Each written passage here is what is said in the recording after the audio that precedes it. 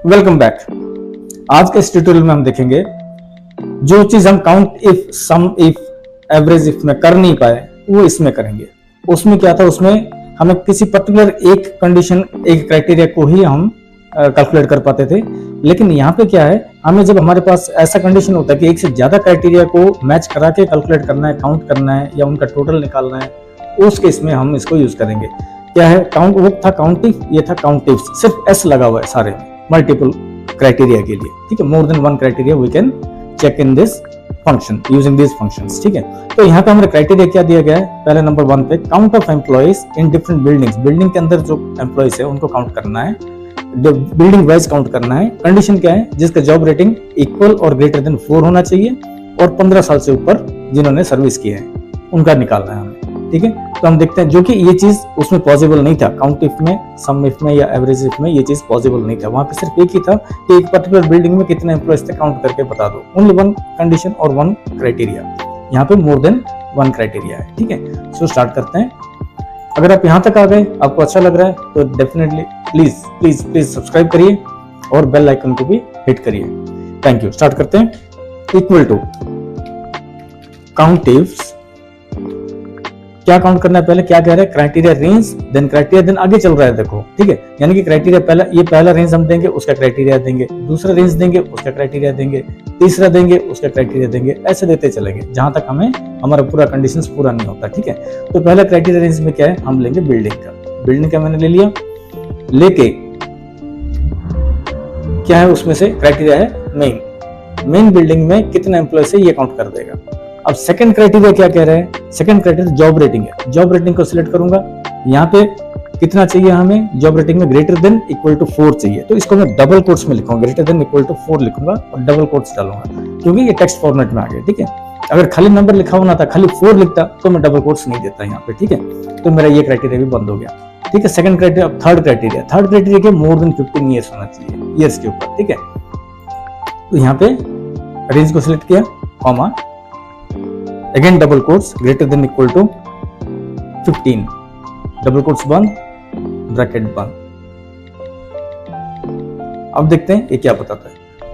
हमारे 3 क्राइटेरिया के हिसाब से मेन बिल्डिंग में कितने हैं, 74 एम्प्लॉयज है। सेम इसी तरह बाकी बिल्डिंग्स में कितने कितने हैं ये एम्प्लॉयज है जिनका रेटिंग 4 या 4 से ऊपर है और 15 साल सर्विस हो गया, ठीक है ना। ये उनका सारा निकल गया। अब आते हैं सैलरी अमाउंट के ऊपर। Sum of salaries, second criteria में क्या कह रहा है, sum of salaries of employees in different buildings who status is full time, जो फुल टाइम है यहां से हम उठाएंगे, और उनका रेटिंग मोर देन 3 होना चाहिए, यहां से उठाएंगे, उनका टोटल निकालना है, ठीक है। So equal to sum ifs, opening bracket. अब इसमें देखो पहले क्या मांग रहा है, सम रेंज मांग रहा है, जहां से हमें कैलकुलेट करना है, जिस पार्ट को हमें कैलकुलेट करना है, एवरेज सैलरी को कैलकुलेट करना है। तो हम पहले सैलरी को एज ए रेंज लेंगे यहाँ पे, कॉमा। अब वो मांग रहे क्राइटेरिया रेंज। क्राइटेरिया रेंज क्या है, बिल्डिंग है। पहला क्राइटेरिया रेंज बिल्डिंग है।